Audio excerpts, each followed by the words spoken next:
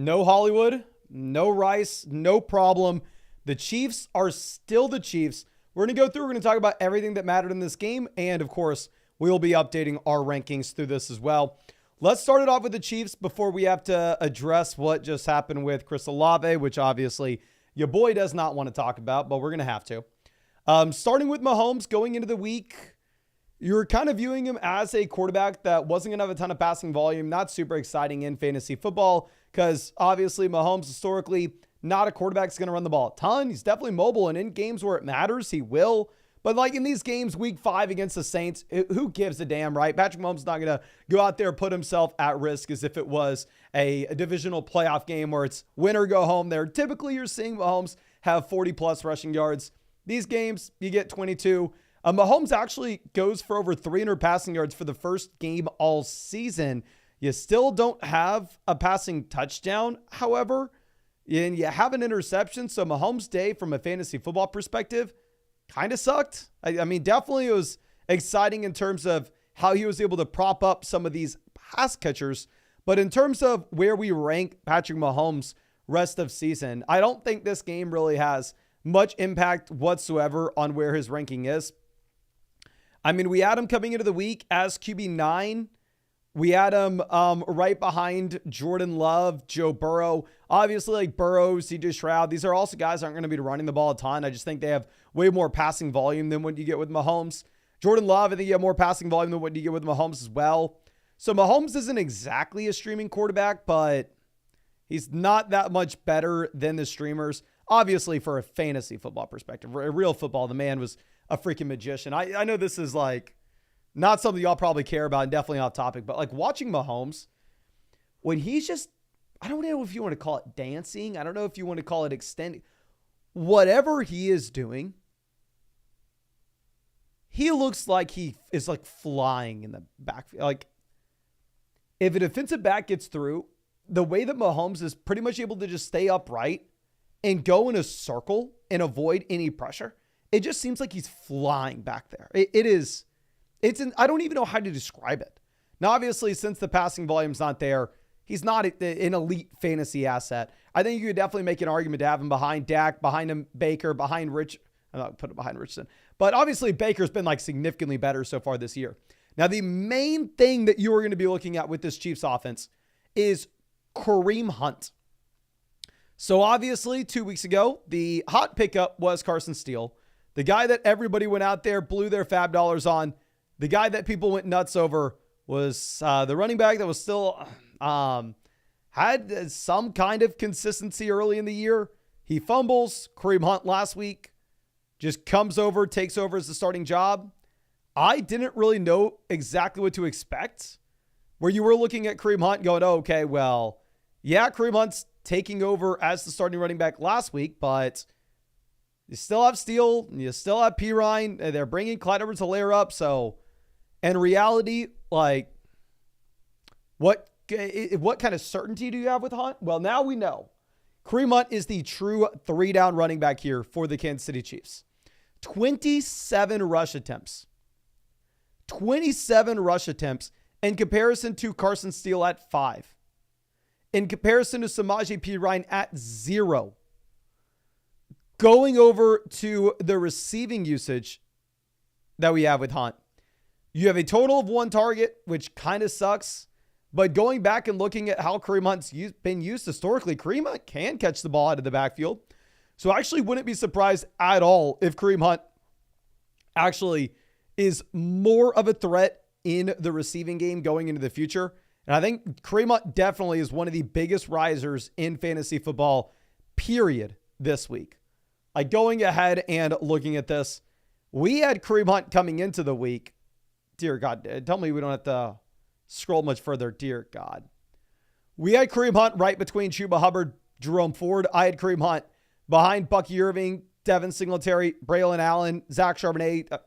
I don't embarrass myself by saying any more names here, but clearly after this kind of performance and seeing this usage in what should consistently project out to be one of the best offenses in the NFL, I think at minimum, Kareem Hunt comes up and jumps up ahead of Zach Moss And yes, Hubbard is low. Hubbard's going to be very high in the rankings this week. What happens if Jonathan Brooks comes back this week and the Carolina Panthers are one of the worst offenses in the NFL? Chuba Hubbard's about to not be startable in fantasy football. Just a PSA for everybody here. Chuba Hubbard is probably startable for 1 to 2 more weeks. But looking at Hunt, I think you have to view him as that low-end RB2, high-end RB3. We get another week with this usage. Kareem Hunt could very easily continue to rise. I love that. How's this a good offense? Are you kidding? Are y'all? Okay. Do we really have to do this halfway through this? As I know we referenced the Chiefs being a good offense in a video. Oh my gosh. Last week. And the internet warriors were screaming at me, "Oh, the Chiefs good off. The Chiefs are a good offense. What are you watching?" Okay, let's go through and let's look at what the Chiefs have done so far this year. The Chiefs this season 5-0. 4 games with minimum 21 points scored. The Chiefs, the Kansas City Chiefs, with the best quarterback in the NFL. Let's be all on the same page here. I know this may be a hot take. Going into the future, we should project the Patrick Mahomes Kansas City Chiefs to be an above-average offense in the NFL. The 5-0 Chiefs, yes, that team. The Chiefs are a good offense. Being the starting running back for the Kansas City Chiefs is a very good situation to be in. To just make sure we're on the same page before we move any further. I think you could make an argument to put Kareem Hunt higher than this. You could wake up, check out the morning rankings on the site, and very easily see Kareem Hunt much higher. Now, the thing is, Clyde Edwards-Helaire may be back this next week. Maybe Clyde Edwards-Helaire has some usage and turns this into a little more of a running back by committee. Not worried at all of CEH coming in and CEH being the starting back. Kareem Hunt is the dude. Kareem Hunt is the RB1. It's more about the split. So you know what? If we think about this, Swift is in a split backfield as well in Chicago. So we'll put Kareem Hunt at RB26 in these rest of season ranks. And he honestly may end up rising a little higher. Obviously, I don't think Kareem Hunt is particularly a talented running back at this point of his career. I don't think Clyde Edwards-Helaire is a particularly talented running back at this point of his career. I don't think that Carson Steele is any good. I don't think that Samaje Perine's any good. And if we're talking like pure talent, but it's just the usage, seeing how they deploy these running backs and how many RBs are going to be seeing the football field and potentially siphoning away touches from the top guy, maybe a little bit concerning. I think Hunt is for sure a viable running back as it looks because he is the starting running back with a massive workload in a very good offense.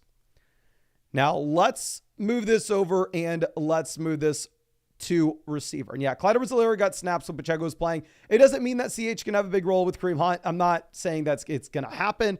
I'm just saying it is a possibility. Now, let's move this over. And okay, I need to stop reading the chat. We need to... Chubb at 23 is bonkers. Would be surprised if he gets 6+ carries in his first game. Let's make sure when we're setting rankings on the site, these are not rankings for week 6, everybody. These are rankings for rest of season. So we're taking into account fantasy football playoffs here. Dear God, these are... I don't care about what Chubb does his first week back. I don't care what Chubb does in week 6. We're looking long-term. But moving over to receiver. Juju Smith-Schuster, 7 receptions, 130 receiving yards. Dear God. Let me pull up the last time Juju actually did this. Because I don't think we had this from Juju Smith-Schuster back in Kansas City 2 years ago. So you had the 130 receiving yards this week. Going over and looking at what we've had. Obviously, in New England, the man did literally nothing. You had 17 receiving yards all season. Nothing to really talk about there. Oh, I apologize. Wrong year. He did nothing in New England. Game high, 90 receiving yards, 260 receiving yards throughout his entire New England stint. Going over to the Chiefs the year prior, his season high was 124 receiving yards. Actually, a little bit better than I was expecting. I guess the year prior with Juju, what really held him back was the fact that you didn't have the receiving touchdowns. You did have 78 receptions off 101 targets, 933 receiving yards with Juju and the Chiefs 2 years ago. But I guess the 3 touchdowns is what really held him back. Going over to 2021, we have nothing. When's the last time we had a game with 130 receiving yards for Juju? In 2020, you did not have a game with 130 receiving yards. 2019, you did not have a game with 130 receiving yards. The last time Juju had 130 receiving yards in a game was 2018. His second year in the NFL. Now, does this mean that a Juju all of a sudden is breaking out and Juju's all of a sudden a top option in fantasy and it just took him this? No. The reality is this is probably a little bit of an outlier game. I don't know if we can expect this much target volume every single week going into the future. Obviously, this makes Juju Smith-Schuster a high priority waiver wire add.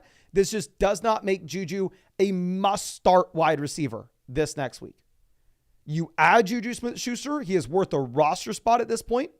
But if you look at the larger sample, this is the first game with 130 receiving yards since 2018. This is not like, I would just be surprised we go back to, Juju was on the Chiefs before, right? Juju on the Chiefs did not move the needle back then. I don't see how Juju Smith-Schuster, 2 years older, all of a sudden it's going to be a massive difference-making player at this point. And of course, he looked good, but I will go through and I will just put a little bit of caution out into the wind. I'm probably not starting Juju. Obviously, he's on bye in week 6. Probably not starting Juju in week 7, but definitely adding him to the squad.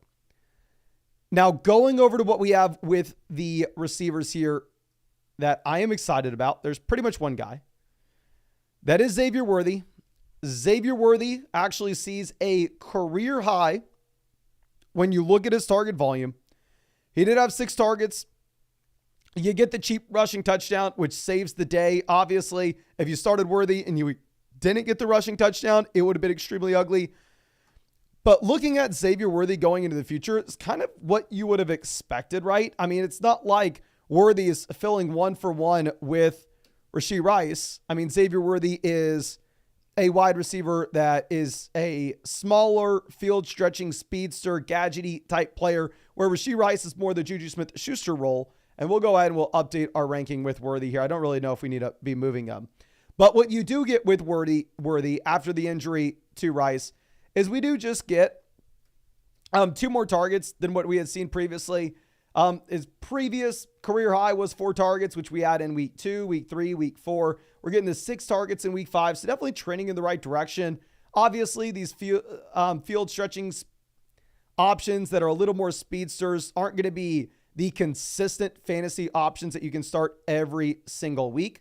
Probably prefer McLaurin as well as Amari over Xavier Worthy going into the future. But looking at these other names, like easily give me Waddle, Brian Thomas, Deontay Johnson, Terry McLaurin, T. Higgins, Puka Nacua, DJ Moore, Devontae Adams, Brandon Ayuk. So still just a borderline flex play consideration, depending on what your roster looks like with both buys as well as injuries. And then looking at Travis Kelce, I think is tied in 1 rest of season. I believe we had him tied in 2 rest of the... Oh, no, we actually already had Travis Kelce tied in 1. I was going to say maybe we had Trey McBride still ahead of him. But once you had Rashee Rice go down, obviously the vast majority of this target volume was going to get funneled through Kelce. You saw that last week post Rashee Rice injury. We get the continued usage this week where Travis Kelce gets the 10 targets for 9 receptions and 70 receiving yards. So, yeah, super exciting stuff with Kelce. Tied in 1.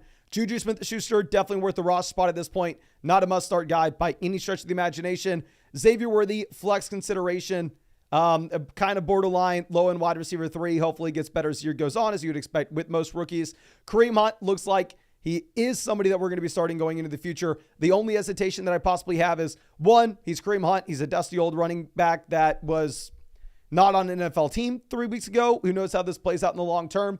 And 2, there's a tiny chance that the usage changes just a bit if Clyde Edwards-Helaire comes in and not takes over the number 1 job, but instead just has a role and takes away a few of these touches from Hunt. But obviously can be super excited from Kareem Hunt for this past week.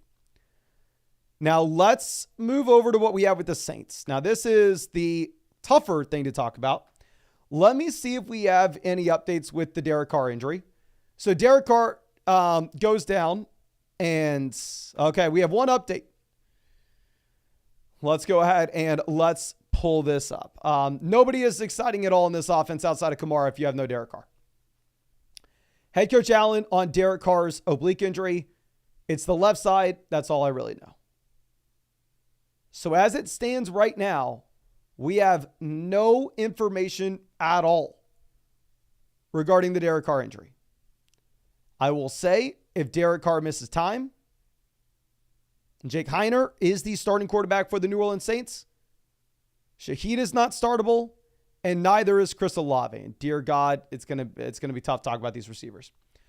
Going over to the running back situation, Kamara, horrible day as a rusher. Obviously, you can blame the matchup, you can blame the offense, you can put a blame on a lot of different things. But the fact of the matter is, you had 11 rush attempts for 26 rushing yards for Alvin Kamara in this game. Now, from a full PPR perspective, Kamara still saves it. And this is what makes Kamara so damn valuable, specifically in a full PPR league where you get these 6 receptions for 40 receiving yards. So even in a garbage Alvin Kamara game, you still have 12.5 fantasy points. That's why if we go over to my rest of season ranks and look at the running backs, we had Kamara at RB2. I think we probably moved Kamara behind Kyren Williams rest of season, knowing the Rams are about to be healthier coming out of the bye. Kyren has the 3-down usage. Kamara versus Jahmyr Gibbs. If Derek Carr does miss time here, I'm actually going to move Kamara behind Gibbs. Because if you think about this, one, if we're ranking these guys for a rest of season, Jahmyr Gibbs is already through the bye week. So with Jahmyr Gibbs being through the bye, you get an extra game effectively if you are looking to start him. Which obviously you're starting anybody in this range. And he's going to be he was already in a significantly better offense than Kamara was, but especially if you're in a spot where you have Derek Carr injured, Kamara does fall. And I know people are going to say, oh, well, no Derek Carr, they're going to run the ball more. They're going to run. The running back's going to be fine. Very similar to how we had Devon Achane as a sell-high candidate right after the Tua injury. And everybody was screaming, oh, Achane's going to be great. He's the only weapon they have in offense, blah, blah, blah. If you have a garbage offense with garbage quarterback play, it doesn't matter. Yes, the running back gets hurt. Of course the running back gets hurt. Fewer first downs, fewer trips to the red zone, fewer touchdown opportunities. So we're going to have to wait for more information with this Derek Carr injury. I think Kamara, if Derek Carr is set to miss time, could move even further down the rest of season ranks. Now let's move this over to the Saints receivers. And dear God, I whiffed on this so freaking hard. Oh my gosh. One, I love the Chris Olave higher than 59.5 receiving yards on Underdog this week. Swing and a miss. Swing and a freaking massive miss. It's to scroll this down to figure out where Chris Olave is on the box score here. Chris Olave, you get the 2 receptions, 10 receiving yards, 4 total targets. Like that. Thanks for nothing, Olave. Obviously, not Olave's fault, my fault. But let's go ahead and let's pull up Shaheed too, because Shaheed, another massive swing and a miss from yours truly. Let's look at the larger sample that we have had with these players and try to figure out if we need to just assume that this is no longer relevant. So Shaheed's a 26-year-old wide receiver. At 26 years old, we're not expecting a player to come out and finally break out all of a sudden, right? You're not expecting at 26, you're a massively different option than when you were at 25, than you were at 24, than you were at 23. Like, I'm pretty sure Shaheed is older than Chase. Shaheed is older than Jefferson. Shaheed is older than Amon-Ra St. Brown. You're not expecting a wide receiver with this profile to all of a sudden come and break out. So you kind of get a sense of who he is, maybe over a larger sample, where you go through and you look at this, and previous to this past week, in week 4, where you had the 11 targets, the Shaheed target volume and usage in this offense was 5 targets, 4 targets, 5 targets. And obviously you can look at the yards per target and the yards per reception and realize Shaheed is a very good NFL receiver because he stretches NFL defenses. He's the deep threat option, but that's not something we can consistently rely upon. But nonetheless, I mean, going back to last year, 6, 4, 2, 7, 2, 6, 8, 3, 3, 9, 5, 0, 4, 9, 3 targets. Like really a wide receiver that throughout his NFL careers averaged 4 or 5 targets a game. We go back to 2022. You have 1, 1, 3, 0, 1, 2, 3, 4, 4, 5, 6, 4. So I was looking at the large sample going, okay, we kind of know who Shaheed is. She's the field stretching option that we can't really trust on a weekly perspective. Going up against great Chiefs defense, no thanks on Shaheed. And Shaheed immediately comes out with a long receiving touchdown, 43-yard receiving touchdown.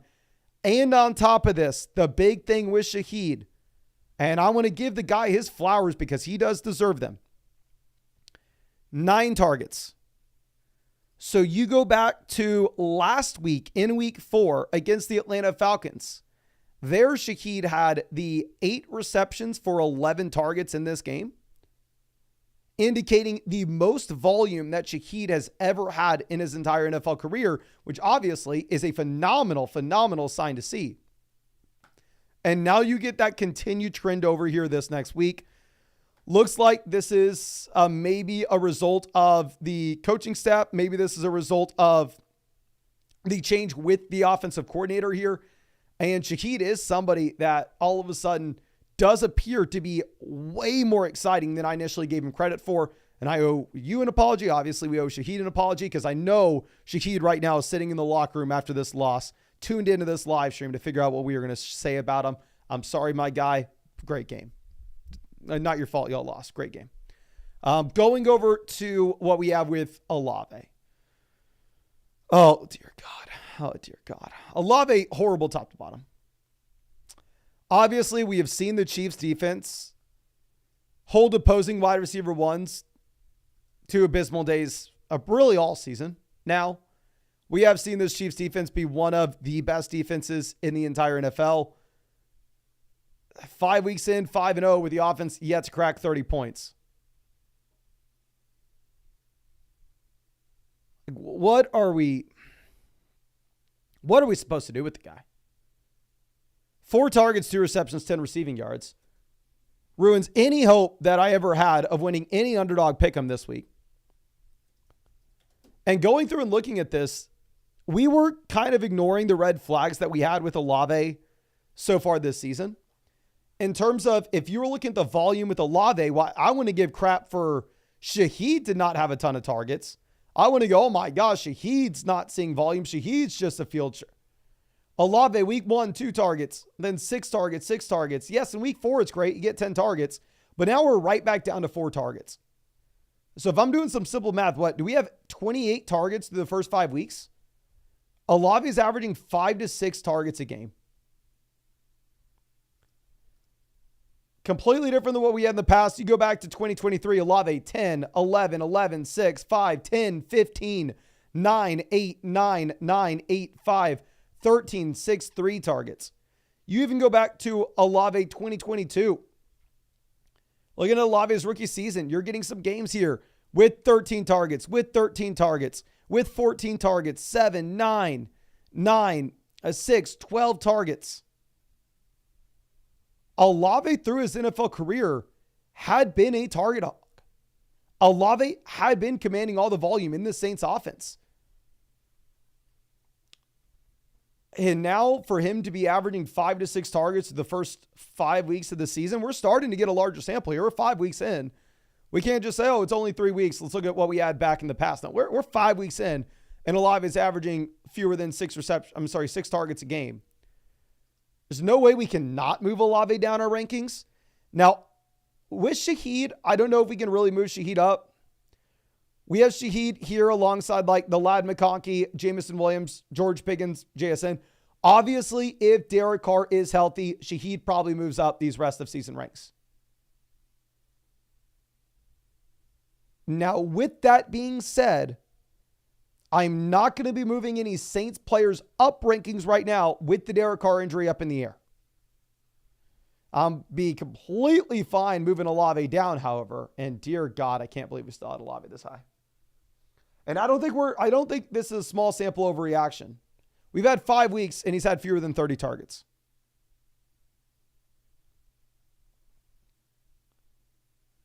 So, like I said, I don't want to move any Saints players up because if you're looking at the Derek Carr injury, if Derek Carr misses the next month, RIP, you can't start any Saint outside of Alvin Kamara. But Olave needs to be way closer to Shaheed at this point. I think Olave probably is at minimum down in the range of, and I know it looks like we dropped Olave a ton from wide receiver 16 or wherever he was at down to wide receiver 25. The reality of the situation is we know the wide receiver position in fantasy is just one massive, massive tier.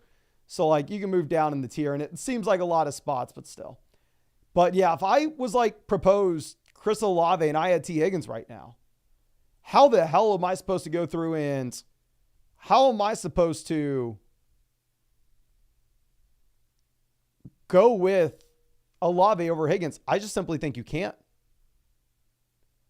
I think you make a strong argument that you want Brian Thomas, Jalen Waddle, Deontay Johnson, Terry McLaurin, and Amari Cooper over Chris Olave. Now, with all this being said, Olave still had some pretty decent weeks early in the year.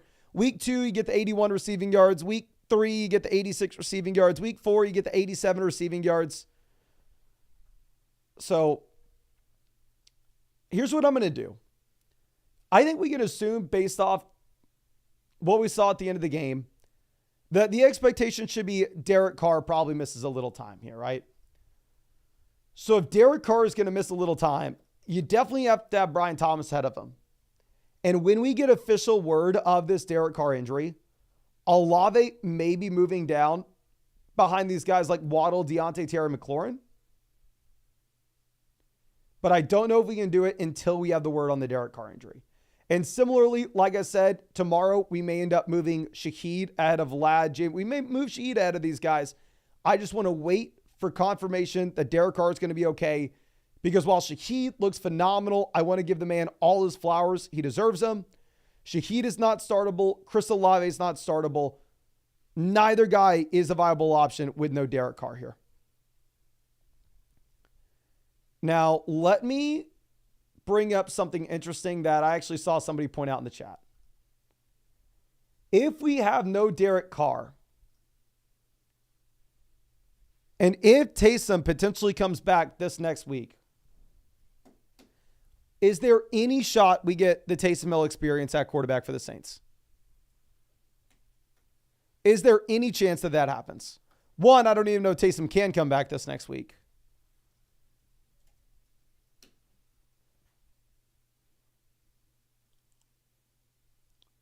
And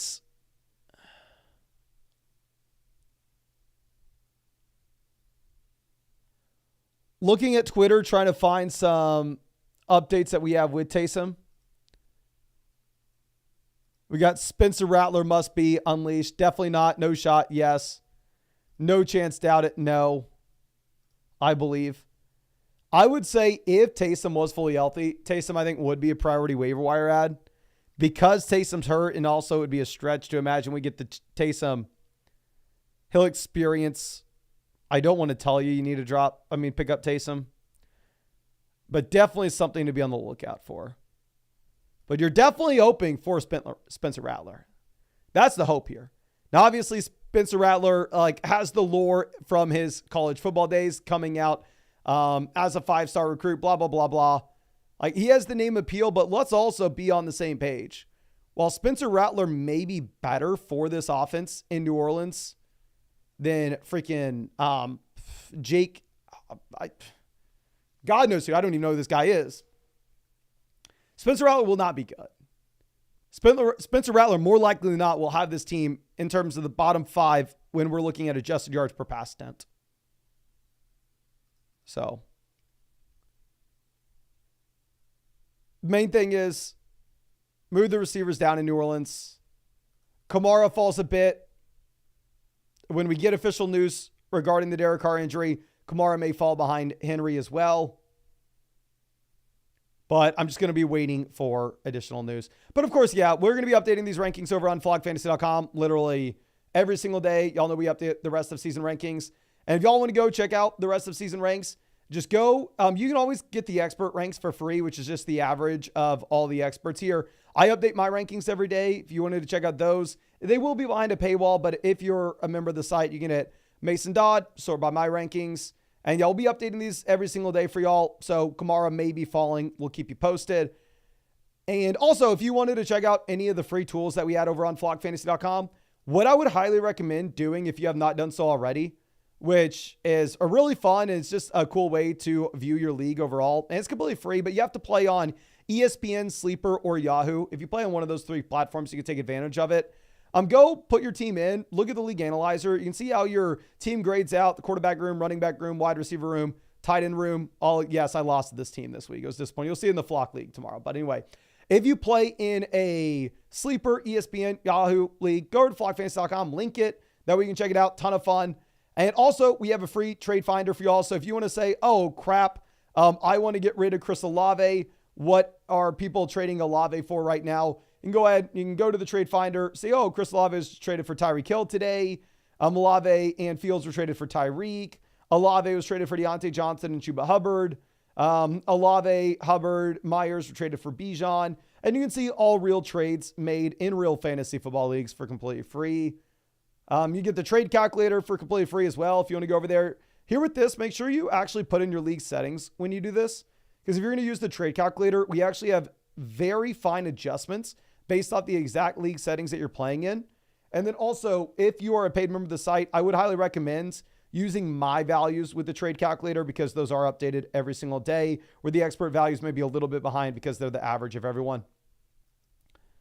But I think that should be it. Definitely take advantage of all those free tools that we built out for y'all. And if you just came in, we talked about the Chiefs at the very beginning of this stream. So just refresh once the video's over, and then you should be able to hear us talk about the Chiefs. But yeah, really do appreciate you. Really hope that we were able to win this week. Sadly, I was not. So that's why I'm a little bit of a pissy boy at the moment. But yeah, appreciate you. And hope we get to see you out with the live stream tomorrow. And of course, take advantage of all those free tools. The main thing I want you to take advantage of is the league analyzer over there on flockfantasy.com. Put a lot of work into building this out for y'all. I think it's super cool. And yeah, completely free. Just go to the link in the description or comment section. But thank you again. Appreciate you. And hope that we get to have you out in the stream tomorrow night.